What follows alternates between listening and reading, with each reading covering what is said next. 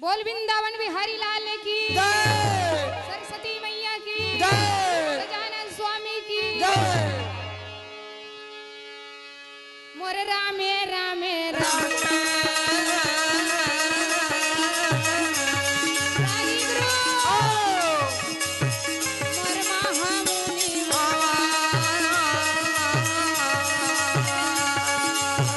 कैसे आगे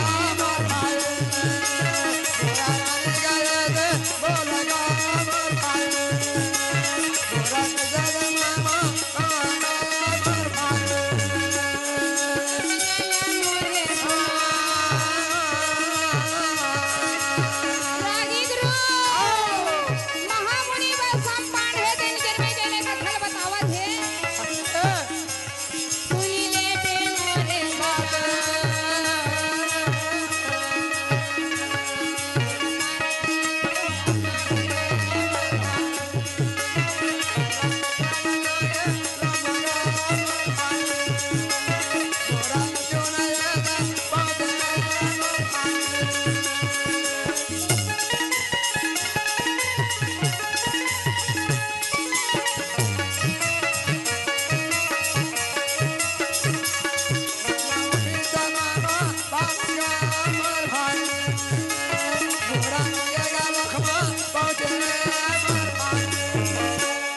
रागी ये अर्जुन है ते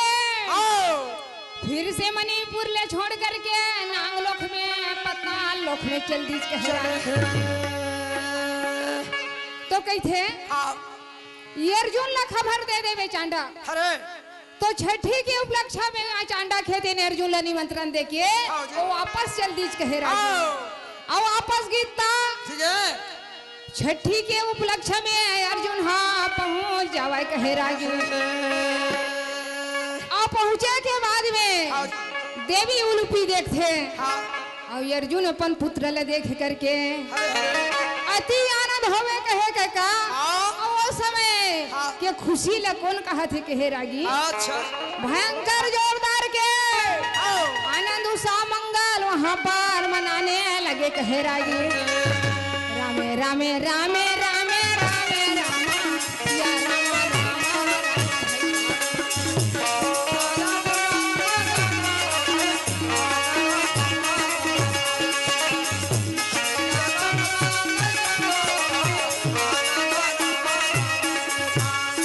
ढोला मेरा गंगा संघ बाजा खावे सुनीले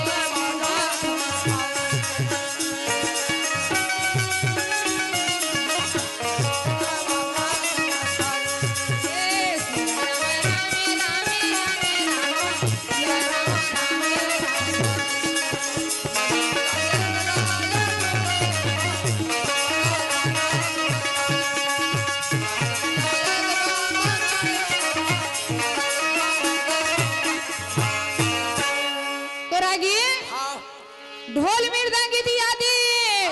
नगाड़ा वहाँ नागपुर में बाजने लगे कहे रागी छठी के उपलक्ष्य में दान लुटावा थे भिक्षुक ब्राह्मण ला दान दक्षिणा करे थे कहे रागी अति उत्साह मंगल वहाँ मनावा थे जेकर बाद में कही थे चांडा खा कि अर्जुन तहा कामा फंस गए कहे कैसे उलूपी बताइस तब है मैं जाने का बताइस तो उलूपी है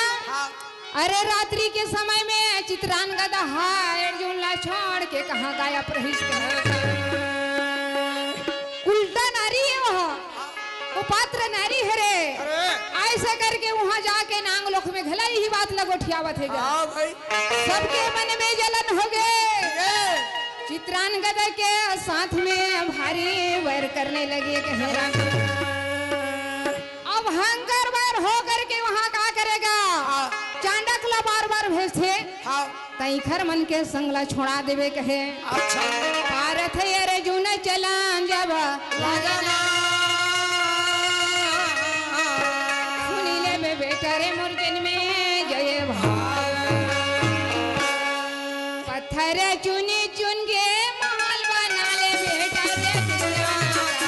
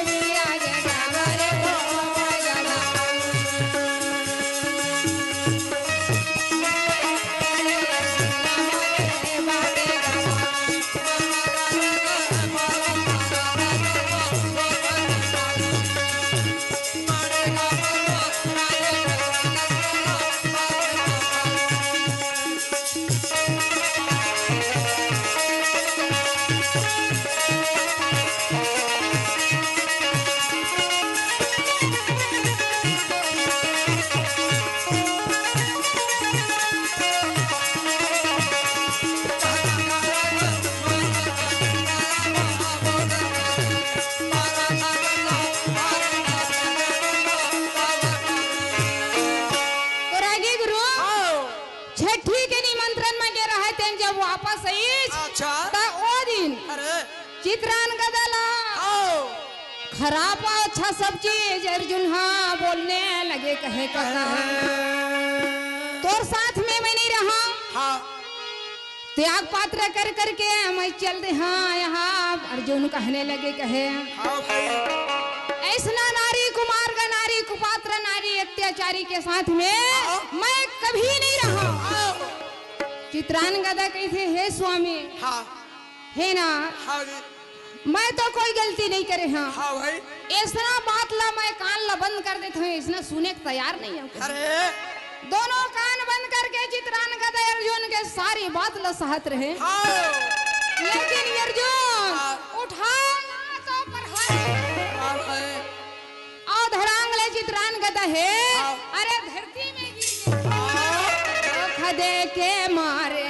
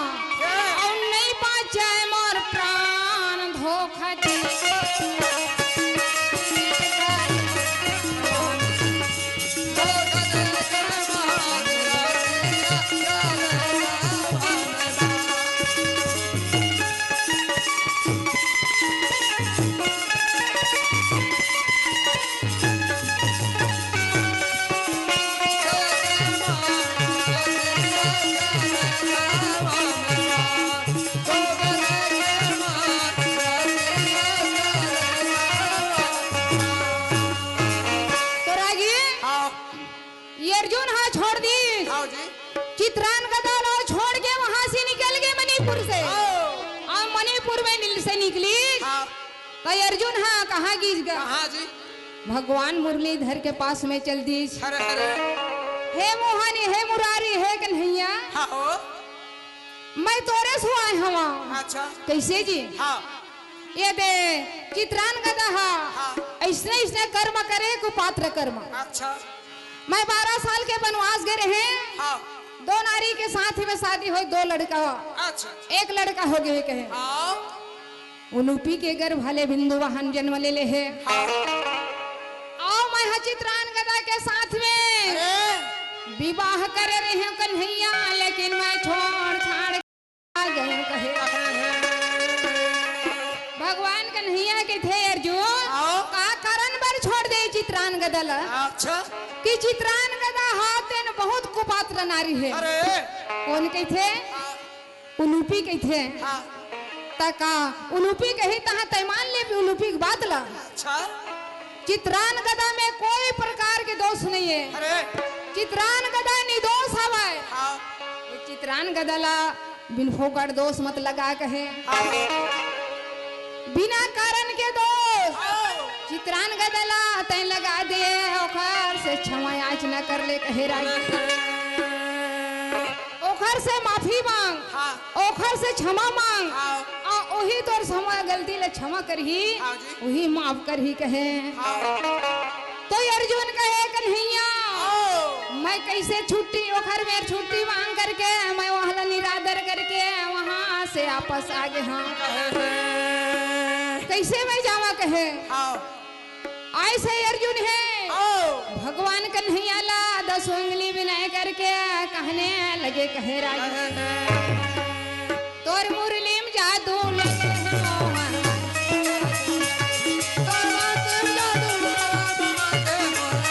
तोर मुरली में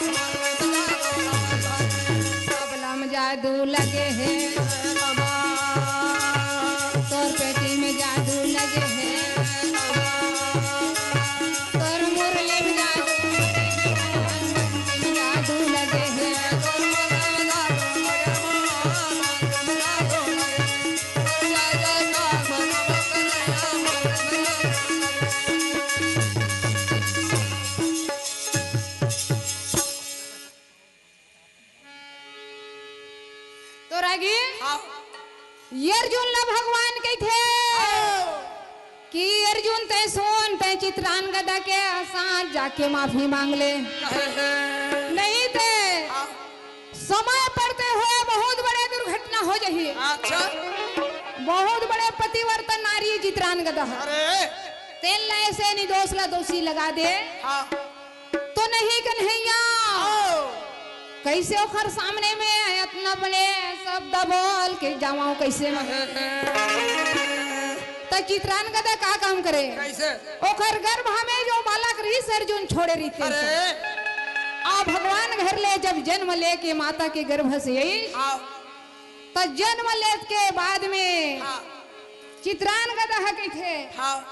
अपन माता पिता से माफी मांग के कही थे हाँ हे पिताजी हाँ जी एक ठन मोल चित दे दे मांगा था मैं भीख मांगा था हाँ का चित दे हाँ कि ये बच्चा हाँ जैसे भी बड़े हुई हाँ तो अपन पिता का नाम ला पूछी तो बिल्कुल मत बता हाँ भाई यही बचन ला हरवाली कहे रागी हाँ कहे हाँ ओ चित्रान गदा के गर्भ के बालक जन्म हो रहा है बगरू बहन तेला तपद भालू रेंगावे कहे अच्छा तपद बालू हाँ। तपद भोमरा हाँ। कांटा खूटी कांच पत्थर सब में रेंगावा छोटे से बालक ला देख क्यों चित्र रस गंधर्वा दया लागे कहे हाँ जी तैसन काबर करथस बेटी हाँ इतना बड़े बालक तोर का बिगाड़ रही अरे ये मेरे बोले के हाँ तोला कोई अधिकार नहीं है पिताजी ये बच्चा ला मैं कुछ भी कराऊं कहे राजी ऐसना ऐसना शब्द ऐसना ऐसना कष्ट वो बालक ला हाँ चित्रान गदा बगरू बहन ला देवत रहे हाँ तो जैसे भी रे जति भेती तक तेती बार जाए वो लइका हाँ कांटा में रेंगा है कांटे में रेंगा है पत्थर में रेंगा है पत्थर में जेन में रेंगा हुआ तेने में रेंगा है अरे बोला बाण विद्या सिखावा कहे रागी सोचेल पढ़ ही मनवा गुनेला पढ़ ही रे जाने जाने माया लगुनेल पढ़ ही ना जाने जाने मां चोला लगुनेल पढ़ ही गोदम मान तज काला परानी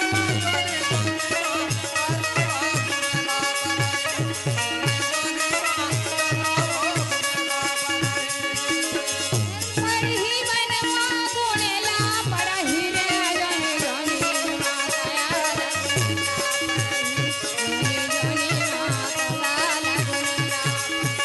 जाने जाने मां काला लगुनेला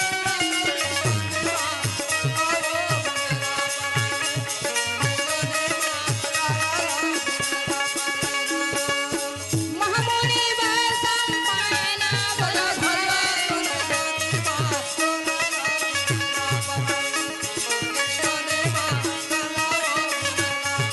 सोचेल पढ़ी मनवा गुनेला पढ़ी रे जाने जाने मां काया लगुनेला पढ़ी जाने जाने मां चोला लगुनेला पढ़ी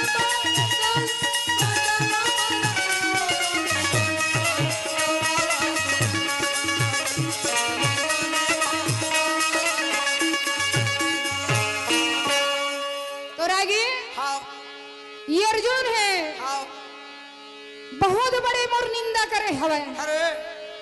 ओखरे बदला ले बच्चा हली हुई हाँ ओखरे बर सिखावा थे हाँ लेकिन ए मन के बात ला मन में रखे चित्रान गदा अरे बहुत अतके भर कहना है हाँ कि पिता के नाम पूछे तो बताने नहीं हाँ आओ वचनबद्ध करवा करके हाँ अपन माता पिता ला हाँ रखे रहा है कहे रागी अरे तो जैसने जैसने हाँ माता कहे तिसने तिसने वो बच्चा करे अरे वैसने वैसने बालक है हाँ दिनों दिन बढ़ने लगे कहे काका पारथ अर्जुन निकले जब सुनीले बे बेटा रे मर जन्मे तो बच्चा दिन के दिन बढ़े तो बाण विद्या सिखावा ओ माता चित्रान गद अपन बेटा ला बाण विद्या नाना प्रकार के अग्नि बाण पानी बाण हवा बाण नील कमल बाण शब्द वेद बाण नाना प्रकार के बाण ला वाला सिखावा अच्छा भारी कठिन कठिन कार्य खर्चो करवावे। ओ समय के ओ बच्चा सब ला बचपन में सीख गएगा। और सीखे के बाद में एक दिन का थे कैसे ओखर माता है तो सब ला सीखे के बाद में बेटा मैं तोर गुरु हूँ और तो तोर माता घलाया तो एक दिन मोला गुरु दक्षिणा तय देवे। अच्छा ऐसे चित्राने गए कहा जब सुनी ले बे बेटा रे मोर जन्मी गए तोला बंदा तोला बंदा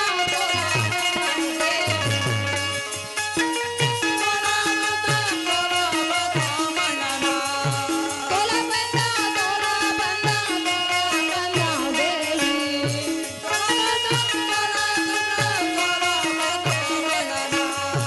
देवी भवानी बंदा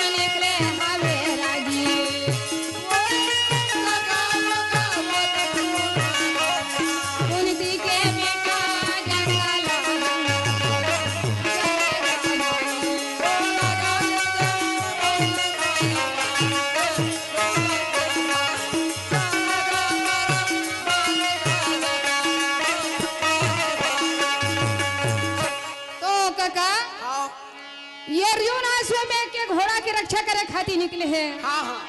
करण के पुत्र केतु और पवन पुत्र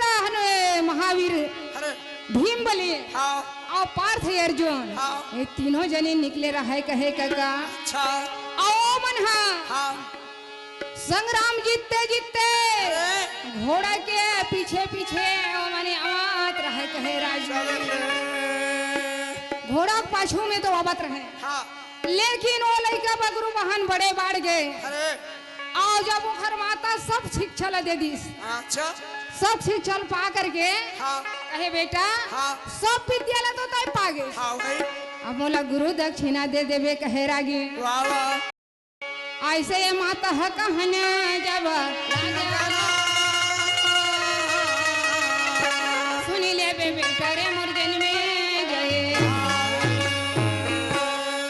तब कैसे का तोला गुरु दक्षिणा दे हम आता ते जेन मांगबे तेन लमई दे हाँ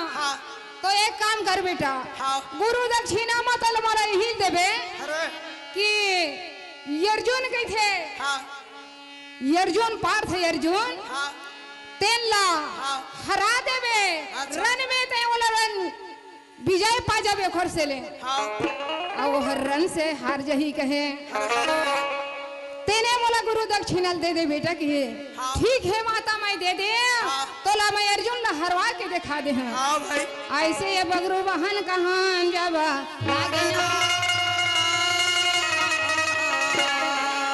सुनी ले बेटा रे मुर्गन में गए